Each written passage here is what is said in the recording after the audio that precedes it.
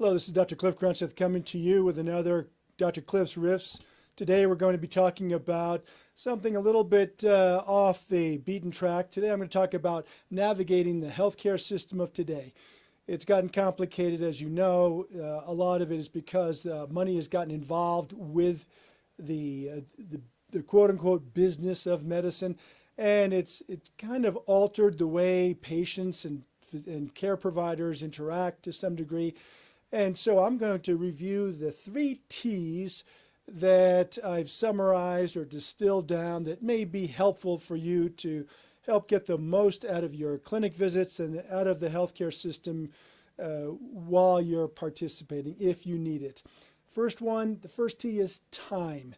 Time is the most valued resource or the most compelling pressure on providers today, mainly because the system has become very complicated. Healthcare is no longer just seeing patients, prescribing things, making diagnoses, doing procedures, etc. It really is very, very complicated. There's a lot of hoops that we have to jump through as providers, and because of all those rules and regulations, and they change daily and weekly based on the insurance companies, it becomes very complicated and more burdensome for providers to really keep up.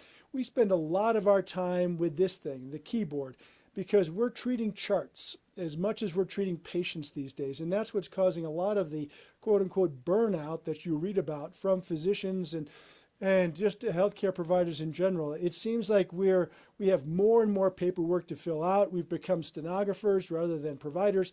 And because of that, we have to run faster on a treadmill in order just to stay even. Now, this is a AI-generated image.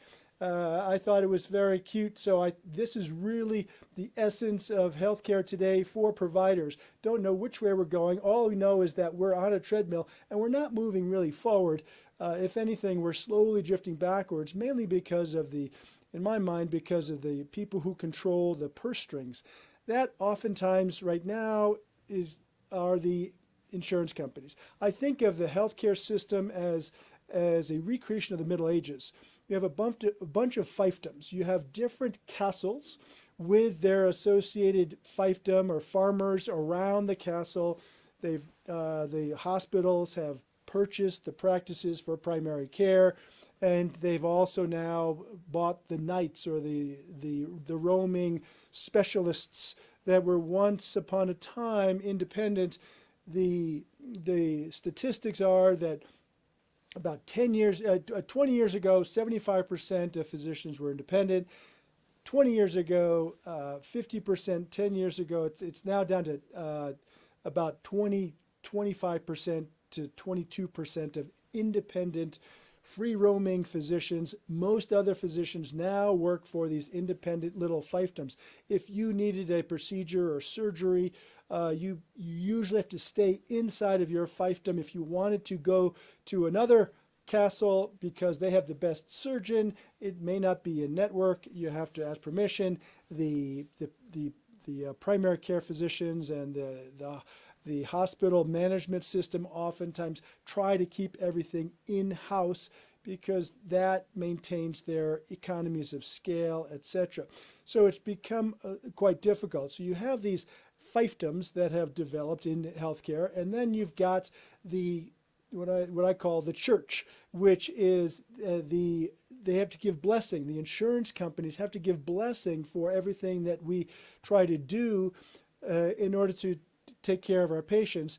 And because of that, you need the blessing from the Pope and in order to just provide care. And then the ultimate rule maker is Medicare. Medicare is king in the United States. They come in, they tack on the rules to the tree and say, these are the new rules for the new year. And all the other insurance companies usually will follow suit and abide by those rules. As long as you understand that that is kind of the pressure that providers are undergoing, it's helpful for you to understand that. So time, like I said, time is everything. So if you want to get the most out of your clinic visit with physicians, because the visit times are getting shorter, we're trying to treat the chart and the patient and fill out forms, etc. So make a list. Make a list of the things that you want to accomplish for your visit.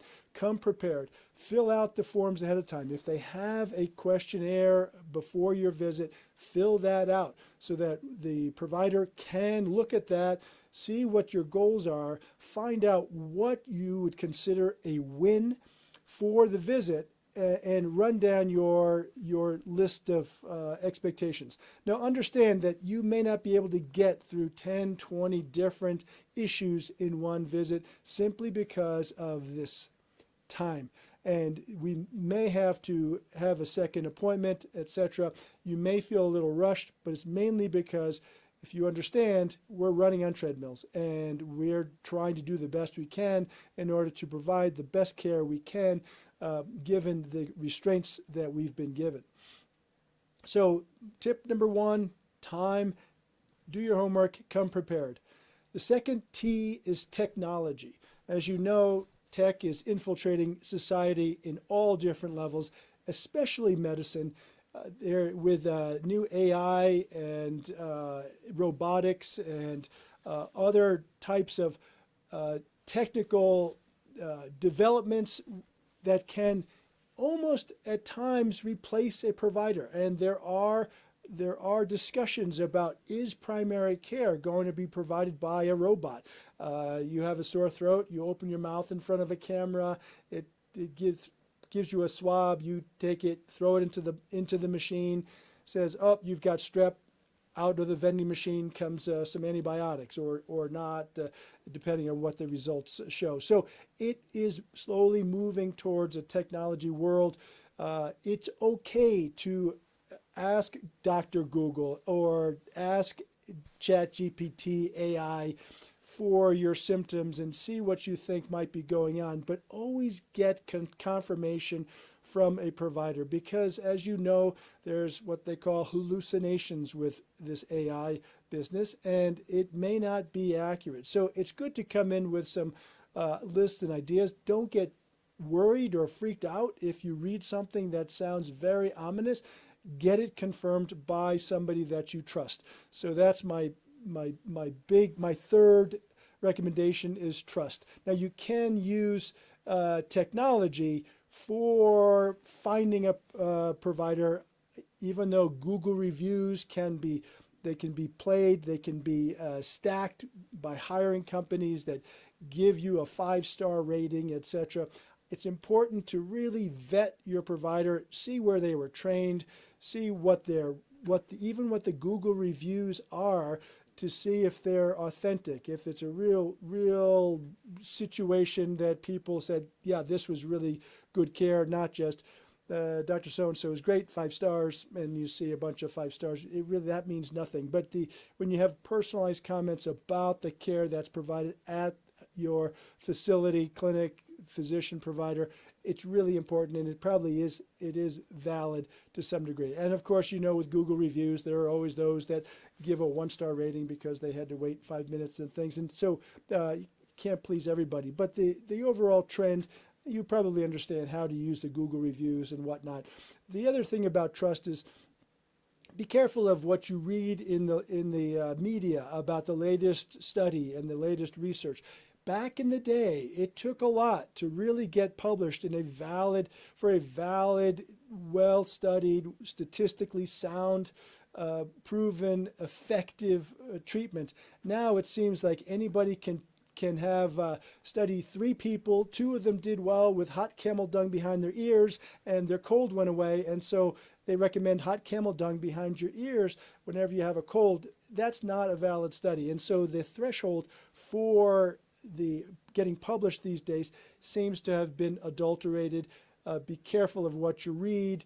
If it seems too good to be true, or if it says the word may, the M word, which is hot camel dung may cure the common cold, or it may not. So if it says it likely doesn't, it's got some statistically soundness to it. It has a large study population, and it really has some valid statistics. It may be worth pursuing, but be careful about the studies that you read. And some of the studies are indirect ways for pharmaceutical companies to actually publish a study that is an indirect positive for the drug. And so without reading the fine print of who funded the study, what journal was it published in, etc., you have to be careful about what you may read. And then there's always the marketing. We talked a little bit about that with regenerative medicine, and there's a lot of hype and smoke and mirrors that goes on in medicine today, and it's not well regulated. There are different types of pathways to get to providing clinical care. There once was some very high standards for the different criteria, but because of the retiring physicians, there's going to be a shortage of doctors because of this burnout and because of the stress. So now the healthcare is being more and more provided by the advanced practice providers, the APPs they call them, the physician assistants and nurse practitioners. You've got naturopaths and chiropractors and everybody that is providing all these different types of care. And if the scope of practice slowly changes so that many people can be prescribing medications and many people can be doing procedures and things, and you just have to be careful about what is their actual training. The bottom line is that it comes back to kind of trusting your care provider. There's great providers around, as you know, and but again, it's really a caveat emptor, buyer beware. The bottom line is you have to these days really be your own kind of commander. You have to take charge of your healthcare. It's no longer a paternalistic system. This is what you have, Mrs. Johnson. Take these 2 aspirin and call me in the morning type of thing. A lot of people have access to the resources in technology, etc., and they start treating themselves, and that's okay. But you have to make sure it's a first do no harm kind of treatment that you're going to do. But I think of providers these days as being almost your personal consultant. They can advise you on what seems to be a reasonable diagnosis, number 1, and treatment, number 2, because those are the 2 main things that you really want to nail down before you start venturing into some of the esoteric things. Many things are not dangerous, but some things they maybe are a little bit toxic to your body, so you have to be careful. Or they're toxic to your wallet because of the cost of things. So with that, I hope that's helpful for a general overview. The 3 T's: time, be prepared; tech, it's okay to use tech, and it will be coming. Try to get versed in tech with corresponding with your providers, because that's becoming more and more of a way for us to communicate with everybody. And then the trust issue. Make sure that you feel confident and vetted with the person that you're getting cared by, because, again, just because they have a certain school after their name, or they were a physician, a team physician or something like that somewhere, just be careful about what the real value point is and what their knowledge set is and their experience. All right, we'll see you next time. Have a good day and have a good week. Take care.